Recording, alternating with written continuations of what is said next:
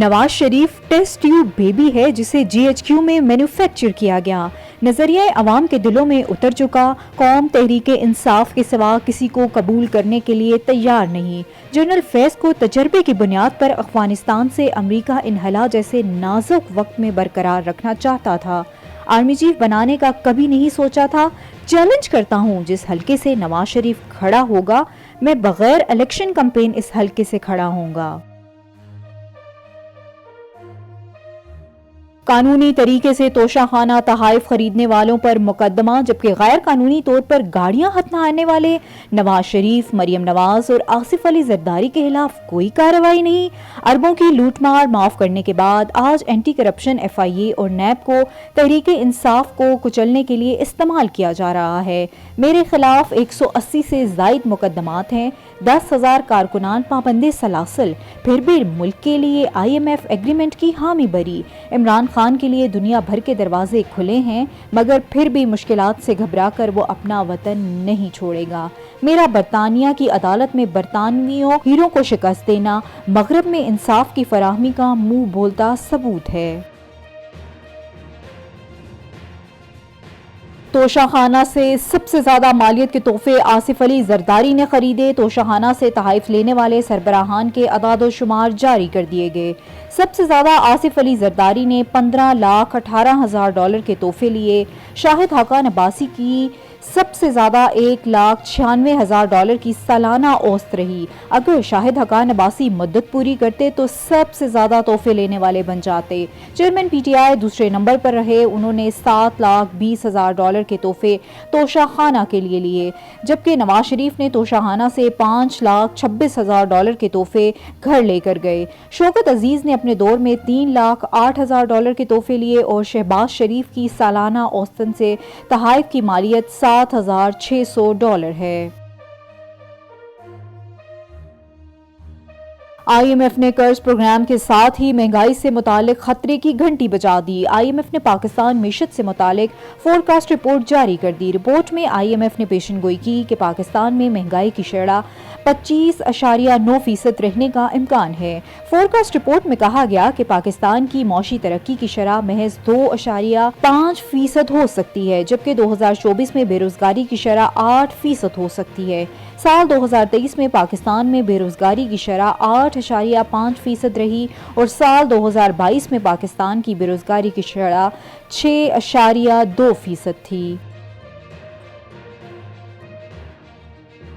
پاکستان کو پروگرام پر پوری لگن سے عمل کرنا ہوگا. M D I M F Kristalina Georgieva نے کہا کہ پاکستان سے متعلق بیان دیتے ہوئے کہا اسٹینڈ بائی ارینجمنٹ پاکستان کے لیے میکرو اکنامک استحکام کا موقع ہے.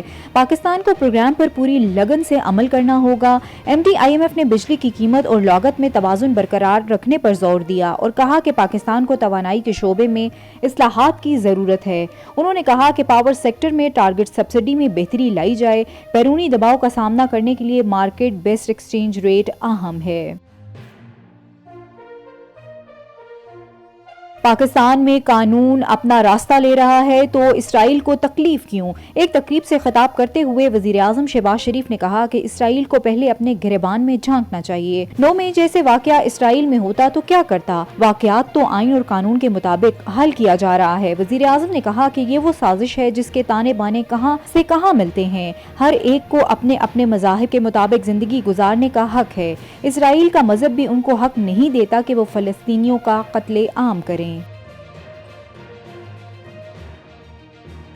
پی ٹی آئی نے پرویز خٹک کی پارٹی رکنیت ختم کر دی. Secretary general P T I Omar Ayub نے پرویز خٹک کی بنیادی رکنیت ختم کرنے کا نوٹیفیکیشن جاری کر دیا جس میں کہا گیا کہ آپ کو 21 جون کا شوکاز دیا گیا تھا. آپ نے مقررہ مدت کے دوران اطمینان بخش جواب نہیں دیا. عمر ایوب نے کہا کہ پرویز خٹک کی جانب سے تسلی بخش جواب جمع نہ کروانے کے باعث ان کی بنیادی رکنیت کینسل کر دی گئی ہے.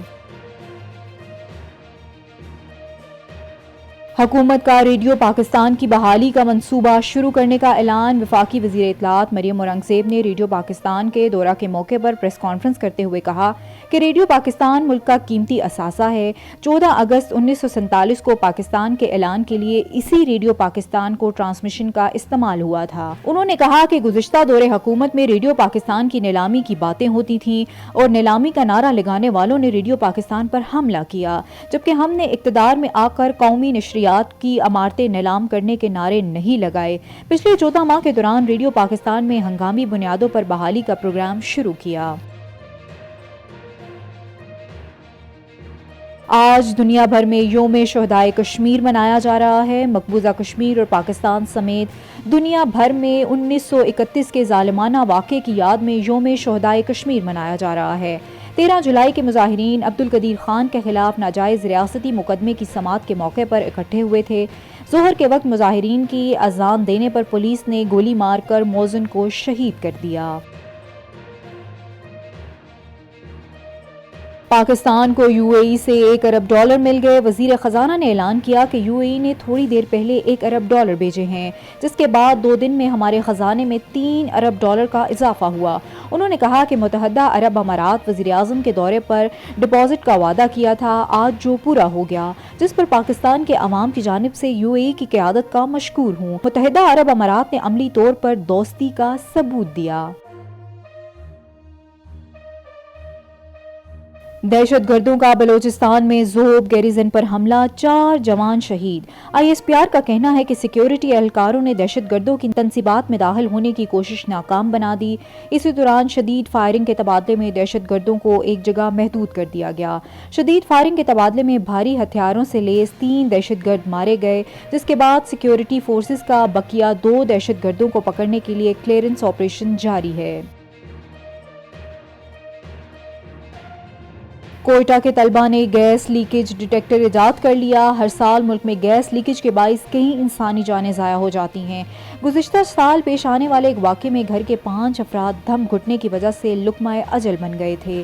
اسی صورتحال کے پیش نظر کوئٹہ کے 3 ہنرمند نوجوانوں نے گیس لیکیج ڈیٹیکٹر ایجاد کیا، جس کے استعمال سے اس طرح کے واقعات کے محفوظ رہا جا سکتا ہے۔ اور ملک بھر میں بارشوں کا نیا سلسلہ آج سے شروع ہوگا، ژالہ باری کا بھی امکان۔ ملک بھر میں آج سے مونسون بارشوں کے نئے سلسلے کی پیشن گوئی کی گئی، جس کے تحت 17 جولائی تک اسلام آباد سمیت گلگت بلتستان، خیبر پختونخوا، پنجاب، بلوچستان اور سندھ کے چند مقامات پر موسلا دھار بارش اور ژالہ باری کا امکان ہے۔ محکمہ موسمیات کی جانب سے ملک بھر میں بارشوں کی پیشن گوئی کی گئی، جس کے بعد پی ڈی ایم اے نے بارشوں اور تیز ہواؤں کے پیش نظر ضلعی انتظامیہ کو پیشگی اقدامات کی ہدایت کی۔ شدید بارشوں سے زائد نالوں میں توہیانی کا، بالائی اضلاع میں لینڈ سلائیڈنگ کا بھی خطرے کا ظاہر کیا گیا ہے۔